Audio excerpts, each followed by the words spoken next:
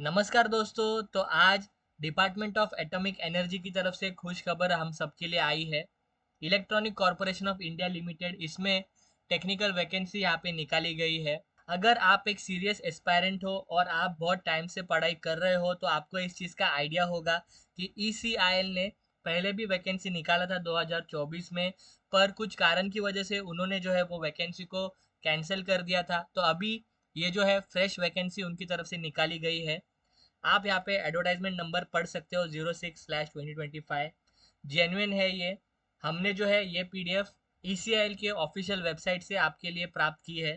अगर आपको ये पीडीएफ देखनी होगी तो उसके लिए हम डिस्क्रिप्शन में लिंक डाल देंगे कि आप डायरेक्ट ऑफिशियल वेबसाइट पे आके ये जो पीडीएफ है वो पढ़ सकते हैं। तो अभी हम दोस्तों पहले एडवर्टाइजमेंट के बारे में बात करेंगे, फिर देखेंगे कि अप्लाई कैसे करते हैं। फर्स्ट ऑफ ऑल, सबसे मेन एलिजिबिलिटी क्राइटेरिया क्या है उसमें एज जो है वो कंसर्निंग क्राइटेरिया हो सकता है अनरिजर्व स्टूडेंट्स के लिए। आप यहाँ पे पढ़ सकते हो 27 ईयर्स जो है मैक्सिमम एज लिमिट यहाँ पे रखा गया है। जो भी रिजर्व कैंडिडेट के स्टूडेंट्स हैं उनको जो सेंट्रल गवर्नमेंट के द्वारा रिलैक्सेशन दिया जाता है वो उनको ज़रूर मिलेगा। यहाँ पे पोस्ट का आप नेम पढ़ सकते हो, ग्रेजुएट इंजीनियर ट्रेनिंग नाम है। Discipline ECE, instrumentation, CSE, mechanical, triple E, civil और केमिकल। यानी कि ऑलमोस्ट जितने भी इंजीनियरिंग में फील्ड होते हैं इंपॉर्टेंट वाले, उन सभी के लिए यहाँ पे वैकेंसी निकाली गई है। टोटल 80 पोजीशन है। आप आपके ब्रांच के वाइज यहाँ पे देख लेना।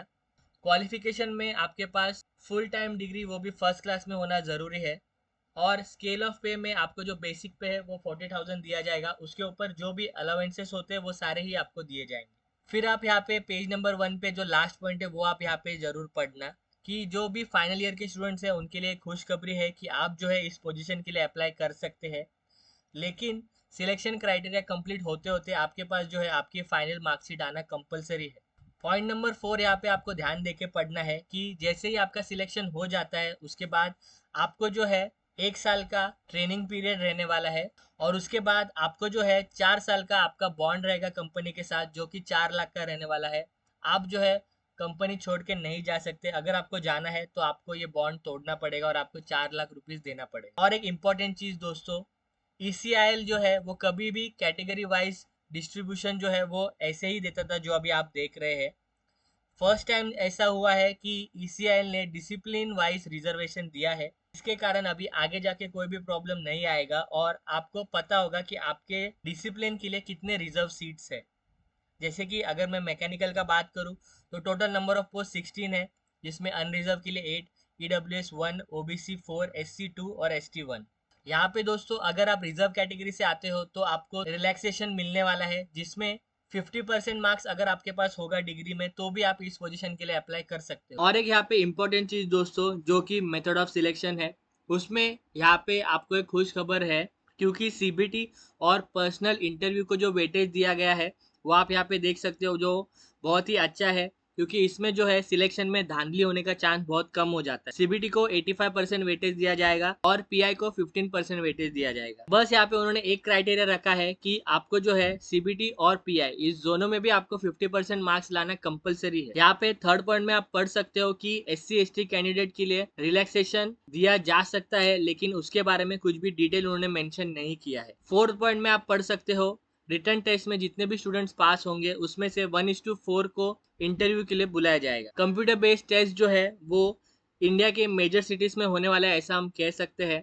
जैसे कि आप यहाँ पे पढ़ सकते हो बैंगलोर, चेन्नई, हैदराबाद, मुंबई, न्यू दिल्ली और कोलकाता। CBT जो है वो 120 मिनट्स का रहने वाला है और उसके लिए आपको 100 क्वेश्चन दिया जाएगा। हर एक क्वेश्चन को 1 मार्क रहेगा और हर एक रॉन्ग आंसर के लिए आपसे 0.25 मार्क जो है वो कट हो जाएगा। यहाँ पे दोस्तों 100 क्वेश्चन में से कितने नॉन टेक्निकल रहने वाले और कितने टेक्निकल रहने वाले इसका बाइफर्केशन उन्होंने अभी तक तो नहीं दिया है। हो सकता है आने वाले डेज में उनके वेबसाइट के ऊपर ये चीज वो अपडेट कर। यहाँ पे फीस जो है वो भी एक कंसर्निंग क्राइटेरिया है दोस्तों। आप यहाँ पे जनरल कंडीशन पे यहाँ पे पढ़ सकते हो।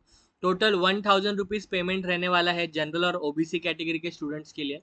वो भी अगर बैंक चार्ज होता है वो एक्स्ट्रा एप्लीकेबल रहेगा, और अगर इसमें GST भी आपको लगने वाला है इसके ऊपर तो वो भी आपको एक्स्ट्रा पे करना होगा। और SC ST PWBD officer from defence और रेगुलर एम्प्लॉय जो ECIL में काम कर रहे हैं, उन सभी के लिए कुछ भी फीस यहाँ पे नहीं होने वाली है। इंपॉर्टेंट डेट्स का दोस्तों आपको यहाँ पे ध्यान देना है। फॉर्म जो है 16 तारीख से खुल चुका है और फॉर्म जो है 5 तारीख तक वैलिड रहने वाला है, यानी कि 5 जून तक ये फॉर्म वैलिड रहेगा। उसमें भी टाइम आप यहाँ पे पढ़ सकते हो, रात के 11:59 तक नहीं। ये जो फॉर्म है वो दोपहर 2 बजे तक लास्ट तक रहेगा। उसके बाद ये फॉर्म फिलिंग प्रोसीजर कंप्लीट कर दी जाएगी। तो दोस्तों ये कुछ इंपॉर्टेंट चीज़ें थी एडवर्टाइजमेंट में से। अभी जो है हम डायरेक्ट देखेंगे कि हम अप्लाई कैसे कर सकते हैं। तो जैसे ही आप नीचे दिए गए लिंक के ऊपर क्लिक करेंगे दोस्तों, तो आपके सामने कुछ ऐसा इंटरफेस ओपन हो जाने वाला है, जिसमें आपको जो है आपकी एडवर्टाइजमेंट यहाँ पे देखने को मिल जाएगी 06/2025। उसमें आपको अगर अप्लाई करना होगा तो आपको यहाँ पे क्लिक करना है। आपको सारे इंपॉर्टेंट डेट्स वगैरह जो भी है वो आपको यहाँ पे देखने को मिल जाएगा। तो जैसे ही आप अप्लाई फॉर पोस्ट के ऊपर क्लिक करेंगे दोस्तों, तो आपके सामने कुछ ऐसा इंटरफेस रहेगा, जिसमें अगर आपसे जो है सबमिशन के टाइम कुछ फेलियर हुआ है तो आप यहाँ पे टेम्प्रेरी ID डाल के, आपका डेट ऑफ बर्थ डाल के गेट डिटेल पे जाके आगे का फॉर्म फिल कर सकते हो। अगर आप फर्स्ट टाइम रजिस्ट्रेशन कर रहे हो तो आपको सिंपली यहाँ पे आपका एडवर्टाइजमेंट चूज करना है।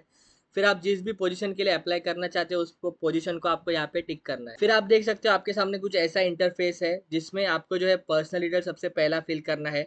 आपका नाम, जेंडर, क्या आप PWD से आते हो, date of birth, nationality, domicile, mother tongue, mobile number, PAN card number, क्या आप ECIL के एम्प्लॉय हो उसके डिटेल।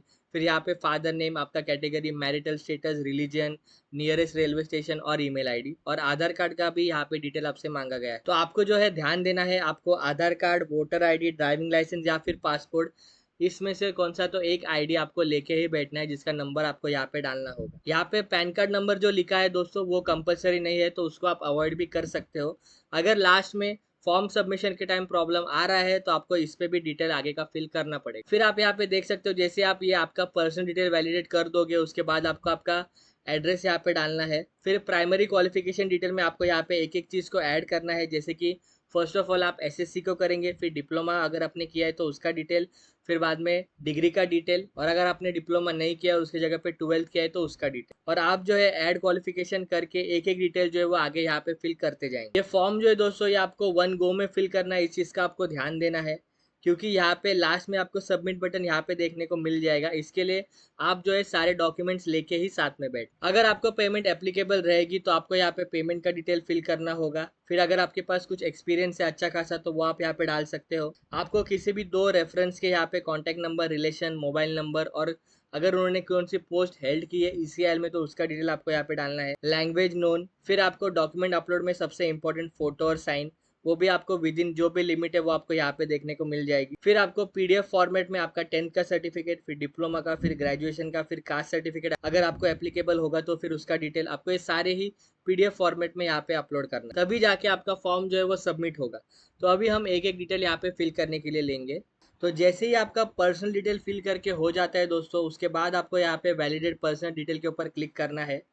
उसके बाद आपका जो टेम्परेरी ID जो है वो जो मैंने वीडियो के स्टार्टिंग में बताया था वो क्रिएट हो जाता है। फिर आपको जो है अगर कुछ भी प्रॉब्लम आया तो आपको ये ID और आपका डेट ऑफ बर्थ डाल के आगे का फॉर्म फिल करना है। ओपन कैटेगरी के जो भी स्टूडेंट है उनको पेमेंट कैसा करना है उसके लिए अभी हम फिर से मेन पेज पे आ गए हैं।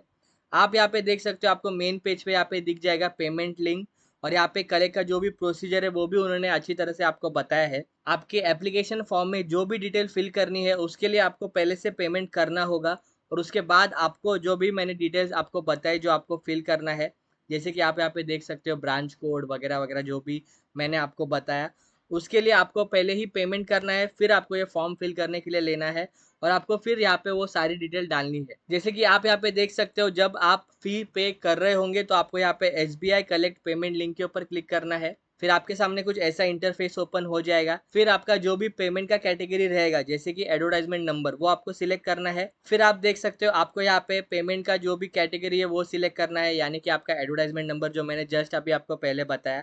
फिर आपका एप्लीकेंट का नेम, फिर आप किस पोजीशन के लिए अप्लाई कर रहे हैं, फिर आपका मोबाइल नंबर, एप्लीकेशन फ़ी जो भी रहेगी वो सारे डिटेल आपको यहाँ पे फिल करना है। फिर आपको आपके इंडिविजुअल डिटेल भी यहाँ पे डालना है, जैसे कि name, date of birth, mobile number, email ID, और लास्ट में कैप्चा कोड आपको डालना है। उसके बाद आपको एक बार फिर से वेरीफाई कर लेनी है आपकी जो भी आपने फीस यहाँ पे करने वाले उसके डिटेल। फिर जैसे ही सब वेरीफाई हो जाएगा आपको पेमेंट करना है। पेमेंट के बाद आप यहाँ पे देख सकते हो आपके सामने कुछ ऐसा रिसिप्ट आ जाएगा जिसमें रेफरेंस नंबर दिया होगा। तो आपको एक चीज़ का ध्यान देना है दोस्तों कि जो रेफरेंस नंबर होता है वो बहुत ही इंपॉर्टेंट होता है, वो आपको यहाँ पे सेव करके रखना है। फिर आप यहाँ पे फिल करने के टाइम आपके ब्रांच का कोड यहाँ पे डाल देना, आपके बैंक का ब्रांच डाल देना, फिर जो रेफरेंस नंबर था वो यहाँ पे डाल देना, फिर जिस भी डेट को आपने पेमेंट किया है वो सारे डिटेल यहाँ पे फिल कर देना और फिर आपका जो पेमेंट का जो प्रोसीजर है वो कंप्लीट हो जाएगा। अगर आपको इसके रिलेटेड और कुछ भी डाउट होगा दोस्तों तो आप नीचे कमेंट सेक्शन में हमसे पूछ सकते हैं। हम जो है आपको उस चीज़ का आंसर देना ज़रूर ट्राई करेंगे। Thank you.